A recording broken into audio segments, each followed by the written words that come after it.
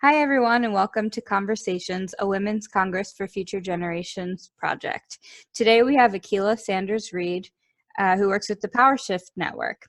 Akilah grew up in New Mexico, where she stumbled into climate organizing as a high school student in 2009 and never looked back. In 2012, she moved to Minnesota to attend college and joined the budding pipeline resistance movement.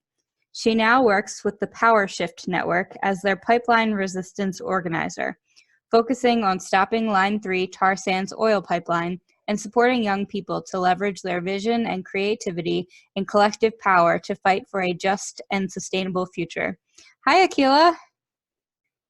Hey, how's it going?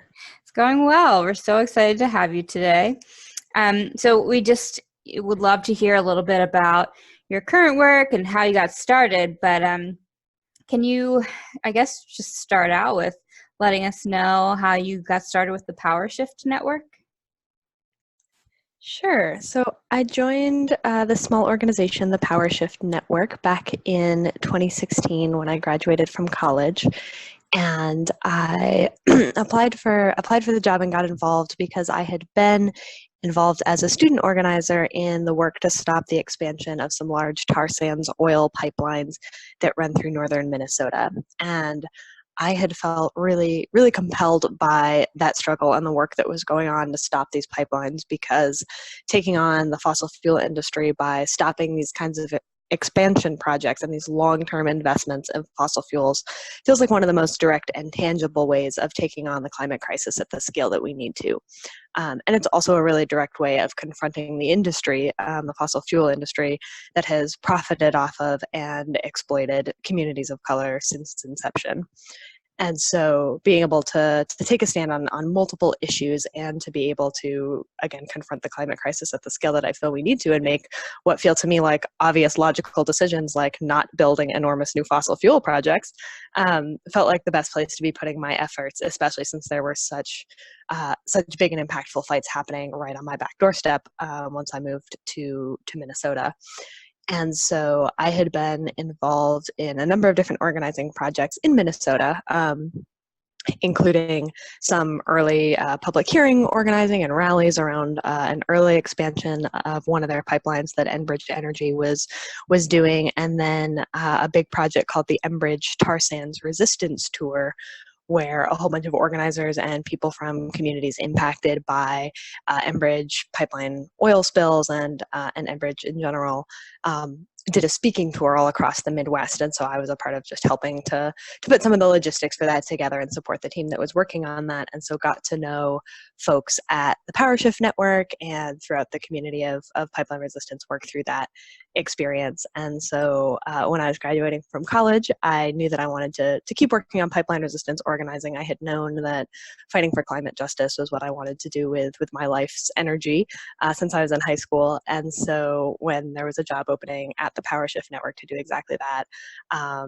I still feel every day like I won the lottery getting to be able to do this work full time. That's such a luxury. And to have that be the main work that's also putting a roof over my head. That's awesome. So what actually got you interested in this in high school? Well, as a high school student, I grew up in New Mexico, just outside of the city of Albuquerque, and I definitely always had a soft spot for the environment, and I feel like the natural world is so in your face in the desert. It was just such a big part of the backdrop of everyday life for me. Again, I grew up a little bit up in the mountains, and I feel very lucky to have had that experience as a kid. And also living in the desert, I was aware of water in a very different way than I feel like a lot of other folks are. It's been interesting now living in Minnesota, being so aware of water because of its abundance and its importance to people because of that, having grown up in New Mexico where water was important to everyone because of its scarcity. And so as I started thinking about and learning more about climate change as a kid, there was this backdrop in my mind of knowing that the communities that I grew up around were going to be some of the first that were hit hardest. And I think I'm part of the generation that I'm 25 now, and I think I'm part of the generation that grew up being told to fix the climate crisis in the same tone of voice we were told to clean our rooms and do the dishes and do our homework. And somewhere along the line, I think a lot of us realized that just changing our light bulbs and recycling wasn't going to get us where we needed to be, and that actually nobody had a plan for how we were going to solve the climate crisis. And it just gotten added to the laundry list of problems that hopefully our generation will be able to solve. And so in high school back in 2009, I was aware of the climate crisis, but hadn't really found a way to be meaningfully involved. And that was the year there was one of these early global days of action around climate change that 350.org organized, one of their first ones. And so I threw myself headlong into organizing something for that. I didn't really know what organizing was beyond the idea of, putting my pens and pencils in the right drawer. Community organizing was a completely foreign concept, but I knew that I wanted to do something. And so I started putting together an event in Albuquerque, held it at my high school on a weekend. And what I did was I went around the community. I went to art fairs and farmers markets and asked people to outline their hand on a piece of paper if they felt like we needed immediate action on climate change. And the vision for these International Days of Action was that people would somehow make the number 350, which of course is now the name of this international organization and a scientific benchmark for the upper limit of carbon dioxide that we can have in the atmosphere. But it was important to them because it felt like it was a number. It translated across language barriers, which was really important to this day of action being global. And so I took all of these handprints that I had collected and said, well, individually, all of these are just one person, but if you put them together, we can in fact make the number 350. We can in fact do something collective. So that was the vision that I started out with for this event. And collected over 750 handprints from around the community and put them together into this big 350 and had this event. And I remember coming home that evening. I remember as a high school student getting on, my family's desktop computer and looking at the pictures from all over the world of people from so many different walks of life, from so many different backgrounds, doing so many different things to participate in this day of action. And for years afterward, I would go back to that Flickr account, that photo album online to look at it when I needed a pick-me-up, because I think I got introduced to an incredibly diverse and incredibly powerful and optimistic version of the climate movement.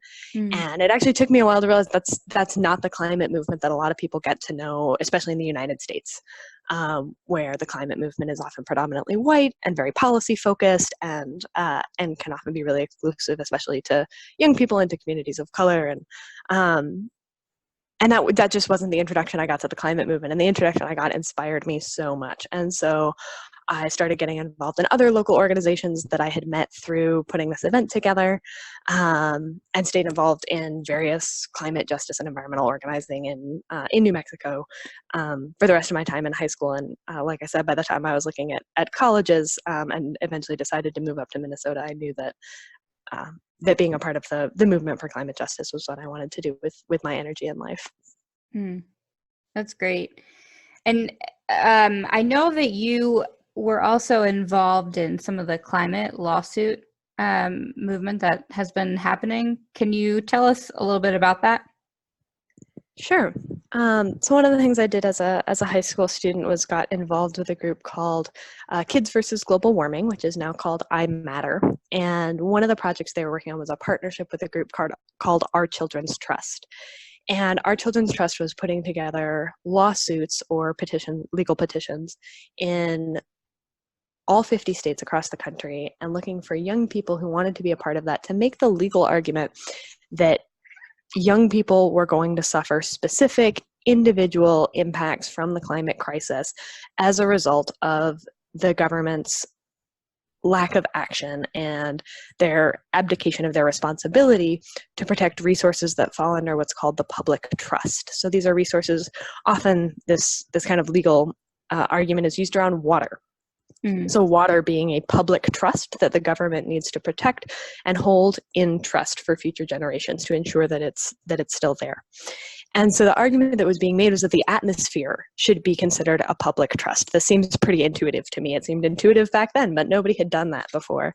And so they were filing these lawsuits all across the country and looking for young people who wanted to stand up and articulate why they personally were going to be impacted by climate change, and to be the plaintiffs in these lawsuits. So I got involved with that work, and I was the main plaintiff in the New Mexico case while I was in high school.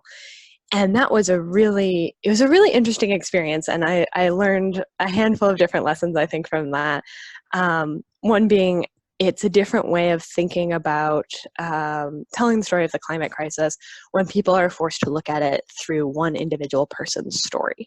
So when I started talking about, I know that the local farmers in the Rio Grande Valley in Albuquerque are going to struggle because of the climate crisis, and I'm not going to have access to that food, that that economic stimulus in the community that I live in, and those kind of impacts. It's different than when people are talking about polar bears and sea level rise and things like that more abstractly. And obviously those impacts, those global impacts, have personal impacts on individual people as well. But it was the idea of personalizing it locally in somebody's community and fighting with that story. And so for that lawsuit, I had a lawyer who was fantastic, who did a lot of the legwork for that. And it was interesting to me as well to notice how the local media really picked up on that story. The fact that I had organized a march around the same time of 75 students marching down the main street of Albuquerque, protesting inaction on climate change, got no media coverage at all. But when young people get involved in these kind of more traditional structures of power, such as the legal system, suddenly people perked up and paid attention. And that was interesting to me, and it was also frustrating. Right. And so I tried to use that platform to tell my story and to tell how people were standing up in other ways that didn't involve having to go through the legal system. But what was really informative, I think, out of that experience was once I got to Minnesota, I was involved in some of these pipeline fights here in Minnesota. There was an opportunity through one of the permitting processes in Minnesota for the main permits for this Line 3 tar sands oil pipeline for individual people to get involved in what's a quasi-judicial process to decide on these permits. It's a lot like a legal case. And to have a seat at the table if they could prove that they were going to be uniquely and disproportionately impacted by the outcome of the decision being made, which is very similar to the arguments that I needed to make in New Mexico as a young person suing the state over inaction on climate change. And so I worked together with a bunch of other young people here in Minnesota. There were 13 of us who intervened collectively in this legal process on the basis that the tar sands oil pipeline was going to exacerbate climate change and impact each of us individually. And one of the big differences here is that we did that without a lawyer. So we had to learn all of the legal processes ourselves, which I hadn't had to do the previous time around in New Mexico. And that was an adventure unto itself. But the lessons that I was bringing forward from the experience in New Mexico is that I knew that there was this interest from the community, from media, from people as a whole, from the public, in these stories about specific impacts to specific people in their communities from climate change. And we had an opportunity to really tell those stories.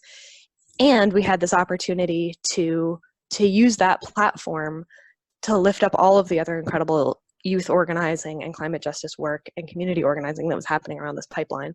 And so we made the legal arguments. We were granted what's called standing in this case around the Line 3 pipeline, and we're able to really participate in that process and represent ourselves as 13 young people and bring our voices into a process that so rarely actually hears the voices of individual people who aren't lawyers representing larger interests. So I think that the case in New Mexico was really formative for me in illuminating both the pitfalls and the opportunities that come with engaging in these kind of wonky and often oppressive and uninviting systems like the legal process, but that there's also opportunities there. Definitely. So you started mentioning some of your work with Line 3 and resistance there.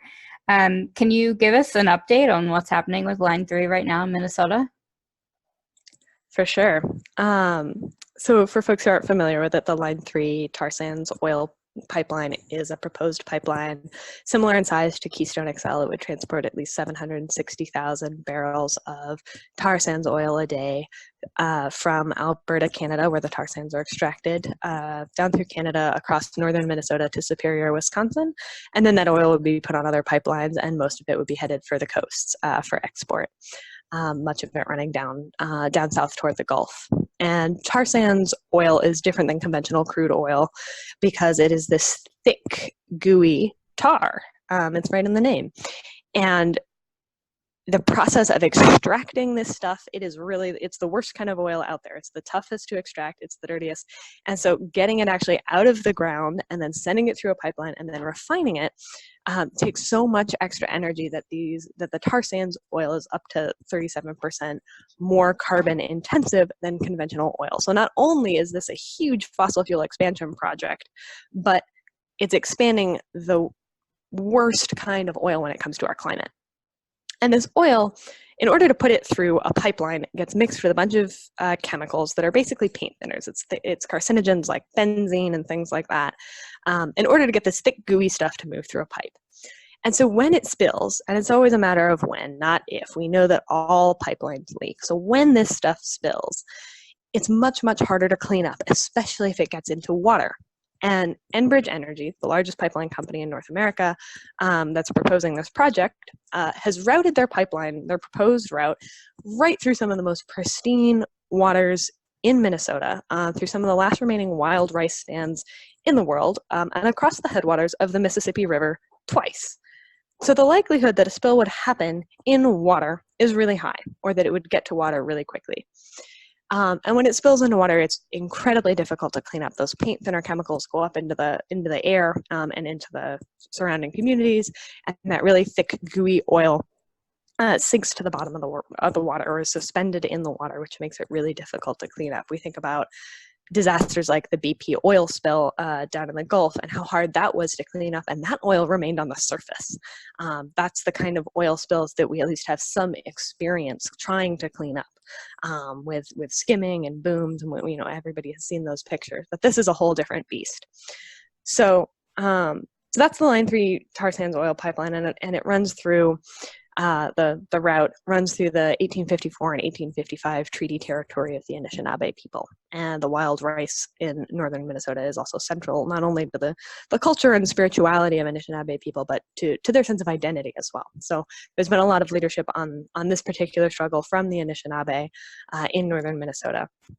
I want to make sure and uplift that. And where the fight is at right now is we did this whole permitting process for the kind of the big green light, red light permits on the pipeline over the last 4 years, and built just an incredible record and an incredible movement here in Minnesota through that process and over that set of years. And the Minnesota Department of Commerce came out and opposed the project start to finish, adamantly opposed it. The Pollution Control Agency and the Department of Natural Resources weighed in on just how atrocious the impacts of routing a pipeline in this specific area would be. And every legal authority that weighed in said that this didn't meet state criteria for these permits, that it would be more harm than good for the people of Minnesota. But nonetheless, our Public Utilities Commission here in Minnesota that makes these big decisions approved the pipeline last June. And they did so by saying that they fundamentally didn't believe the climate models that were used to measure greenhouse gas emissions from projects like this, which is blatant climate denial, and that any discussion of treaty rights was completely irrelevant. Not that it should happen and they had weighed that it wasn't important, but that discussing it at all was irrelevant, which is racist and unacceptable. Mm-hmm. And so that was how they justified this decision. And so now they're hung up in court over it, because that's not the kind of decisions that I think most Minnesotans want to see our state government making.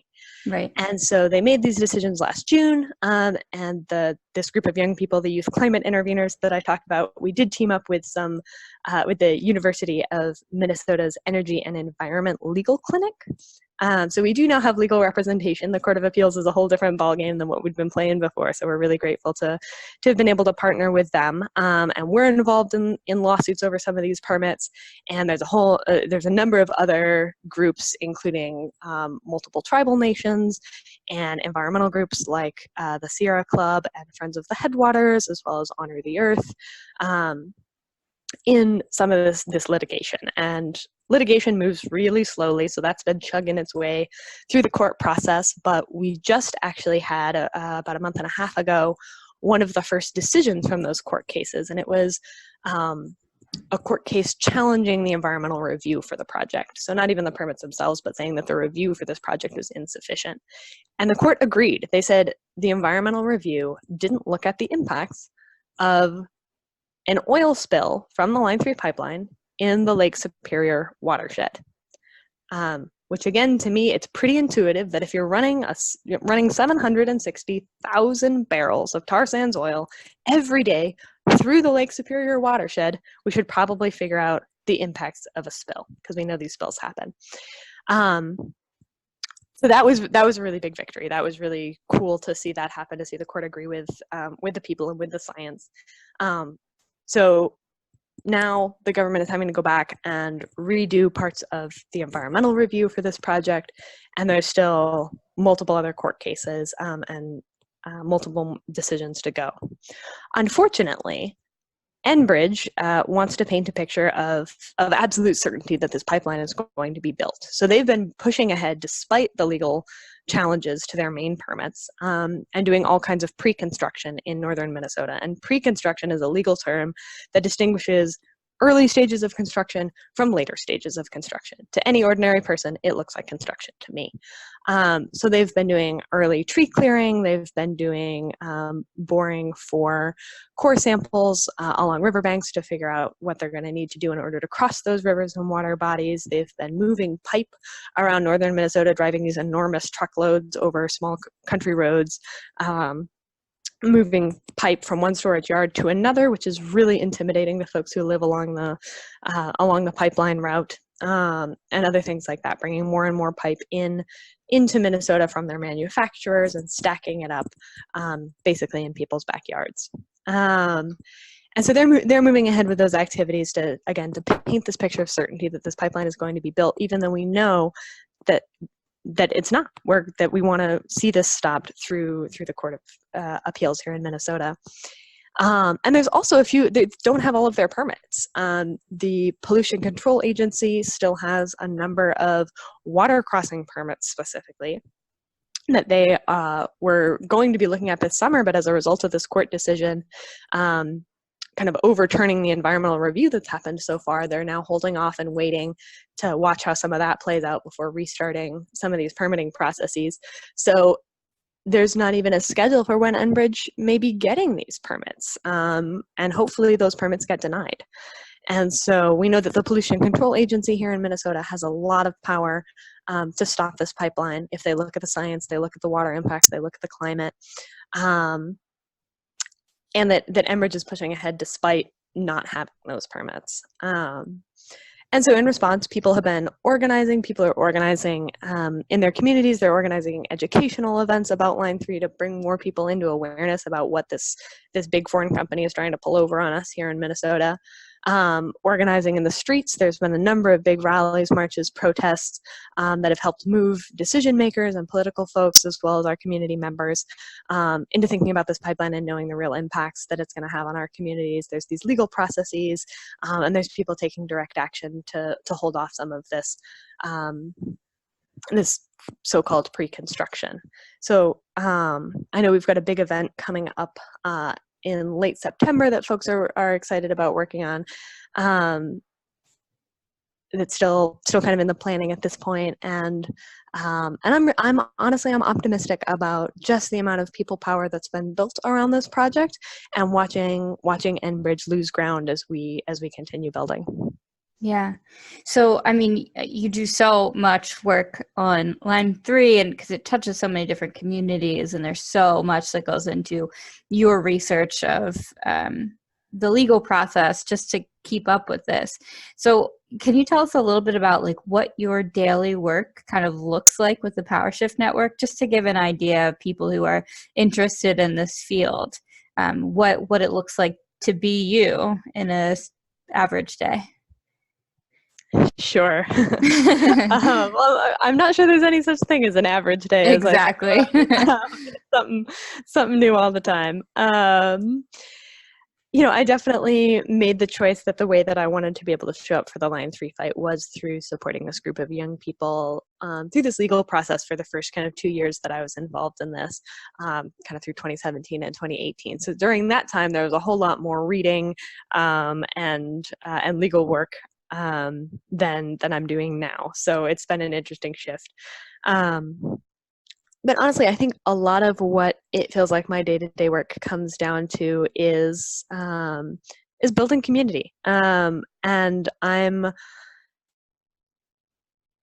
as part of a national organization, I do a lot of thinking about what it looks like for people outside of Minnesota, for people who are interested in these issues, but maybe aren't right here in the state, in the immediate area, to show up and support people who are here and to support this fight and to say we stand with you. And so especially recently, a lot of what I've been thinking about is how do we grow connections and how do we grow community across geography? How do we build those lines of communication and build that trust so that people are able to show up in a good way? And there's so many different efforts to do that in so many different struggles right now, which is really inspiring. And so I guess, my everyday can look like meetings in person here with folks in Minnesota to talk about how we want to be showing up, what we feel like the movement needs, what kind of support we can be providing. It can look like showing up at the governor's office or other seats of government to bring our voices there directly and to say that those people need to be accountable to the communities that they're making decisions about. And to involve those communities in those decisions. It can look like a whole lot of answering email, which is just, another way of building those connections and bringing people closer together across time and space. And it can look like sitting down with some of the other young people involved in this work and just talking about what's inspiring and what's difficult, because there's a lot of both in this work. And I think that one of the things that's going to ultimately make the difference between whether our movements are successful in these fights, or whether we're not, is how we can hold each other in community through doing this work. And so that's also an important part, I think, to me, of especially as somebody who's lucky enough to be a staff position in this work, who's lucky enough to have that kind of capacity. That's really important to me as well. Yeah. What are the challenges that you have faced as a young person and a woman just in the environmental field that kind of helps you translate that work to other young people? Yeah, I think, young people, there's a lot of attention on young people in the climate movement right now, which is really exciting because young people have been fighting for a just and sustainable future and to stop the climate crisis for decades. And it's really frustrating to know that there's been decades of work, that this crisis honestly should have been solved before any of the youth climate interveners were born. And it hasn't been because of interests like the fossil fuel industry and the money that they pour into politics. And so there's a lot of attention on young people in the climate movement right now, which is really exciting to me, because young people bring so much creativity and ingenuity to the work that they do. They bring a fresh perspective. They bring a different sense of urgency. They bring, again, just creativity around how we're gonna build political power, how we're gonna solve these problems. And I think one of the biggest challenges is often having that taken seriously. Mm-hmm. I definitely saw that even just through the small scale effort of the youth climate interveners, and especially in that situation, showing up to these big bureaucratic systems like the legal process, like these state agencies, where most of the folks you're trying to go toe to toe with are middle-aged lawyers. And there's a lot of incredible lawyers out there doing really, great work in fighting for justice. And there's also a lot of systems in our world around privilege, around money, around who's seen as credible, that prioritize, especially white men, getting to be lawyers and getting to be the voices of authority on different issues. And so certainly showing up as a young person and as a woman in some of those spaces feels like just walking into the room, you're walking into battle. And I know that is so much more true in ways that I can't possibly know for the young Indigenous folks, for the young people of color who are in that space. Just how not meant for us, and how especially not meant for them those systems are. They're set up against us. And so I know that that's been just the struggle of being taken seriously. And I think that's a larger symptom of the kinds of expertise and the kinds of credibility that kind of our mainstream culture values. And young people and elders who have so much wisdom in the world, both ends, young people and elders, are really disempowered by, I think, a lot of the way that our current system, our current society is set up. We have this idea that you spend the first, 25 years of your life getting educated, so that then you can spend the next 10 years after that moving up in the world for maybe a peak 10 years in your career. And then after that, retire and get out of the way. And so this focus on a very narrow idea of when you are the most productive in your life, when you are established in your career, and how we value that, I think, really excludes so much lived experience, so much wisdom that just comes from having different perspectives, especially, again, because we tend to value the wisdom of people with privilege. And so I think that's especially clear when you're directly in some of these processes that are built for people with privilege. And it's also, that has ripple effects out into the rest of the world, right? It's not just in these big state processes, but in every aspect of life. But I think there's also a really exciting shift and an exciting focus, I think, in a lot of community organizing and movement space around valuing Indigenous wisdom, valuing the perspectives and leadership of young people, valuing the wisdom of elders, valuing people's lived experience in communities that are impacted by these projects. That if somebody says, everyone in my community is getting sick, you don't need a scientist, you don't need somebody from outside to come in and verify that you can trust that is true, that people know their communities, they know the places they live, they know their own selves and the experience that they have. As a person in the world and as a person living through this time. And I think it's a return to thinking about that kind of wisdom that is going to help us figure out how to solve the climate crisis and how to do that in a way that really benefits the communities that have lost the most, not just through the climate crisis, but through the economic systems that we've set up, the extraction, the colonialism that has plagued our world for so long.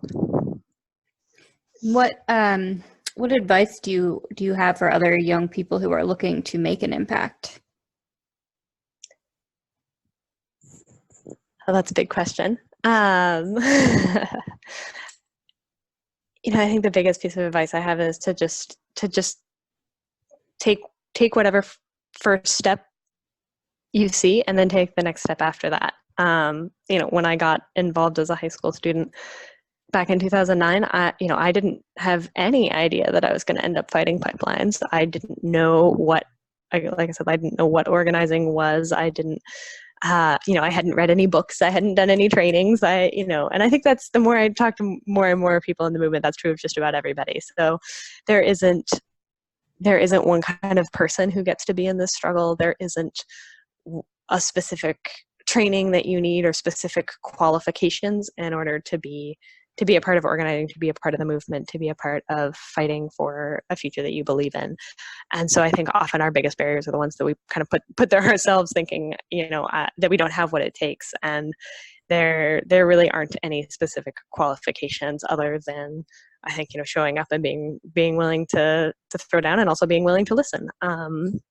listen, learn, share. That's how we're going to build the collective wisdom that we need and the collective skill set in order to win. And so I think for so many young people, it's just about taking that first step, doing it with humility, but also doing it with, with passion and excitement. Like, get out there and start looking for that community that you really resonate with, that has the same values that you do, that is fighting for a vision that you believe in, and put your energy there. And that looks different for different people. Different people have different skill sets. They have different places in the world that they want to intervene and make change. But it doesn't take any specific qualifications other than knowing that change is needed in order to start getting involved. And how do you deal with burnout, from that? Or do you maybe just never feel burned out? I think it's a self-serving question, but it comes to mind.